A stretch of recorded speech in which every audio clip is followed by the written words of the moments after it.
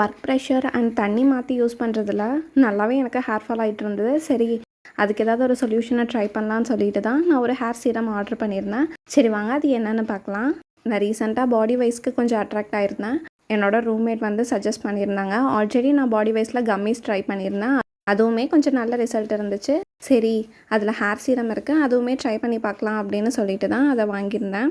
இது வந்து mostly ரூட்ஸுக்கு apply பண்ணுற மாதிரி இருந்துச்சு. சரி, ஹேர் க்ரோத் நல்லாவே இம்ப்ரூவ் ஆகும் அப்படின்னு ஒரு மைண்ட் செட்டில் தான் நான் வாங்கியிருந்தேன். பேக்கேஜிங் பார்க்கும்போது ரொம்பவுமே சிம்பிள் அண்ட் க்ளீனாக இருந்துச்சு அண்ட் ரொம்பவுமே டீசெண்டாகவும் வந்துருந்துச்சு. இது ஓப்பன் பண்ணும்போதே கொஞ்சம் க்யூரியாஸாக தான் இருந்துச்சு. பாட்டிலுமே ரொம்பவுமே க்யூட் அண்ட் காம்பேக்டாக இருந்துச்சு. கண்டிப்பாக நம்மளுக்கு ட்ராவல்கெல்லாம் ரொம்பவுமே சிம்பிள் அண்ட் ஈஸியாக இருக்கும். அதுவும் இது ரோல் ஆன் மாதிரி இருக்கிறதுனால நம்ம ஈஸியாகவே யூஸ் பண்ணிக்கலாம். ஆல்ரெடி இதை நான் யூஸ் பண்ணி பார்த்துட்டு தான் இப்போ நான் இந்த வீடியோவை அப்லோட் பண்ணியிருக்கேன். எனக்கு இந்த சீரம் ரொம்பவுமே யூஸ்ஃபுல்லாகவும் இருந்துச்சு, ஹேர் க்ரோத்துமே இருந்துச்சு. ஸோ நீங்கள் யாராச்சும் இந்த சீரம் யூஸ் பண்ணி ட்ரை பண்ணியிருக்கீங்களாங்கிற விஷயத்த மறக்காமல் கமெண்ட் பண்ணுங்கள்.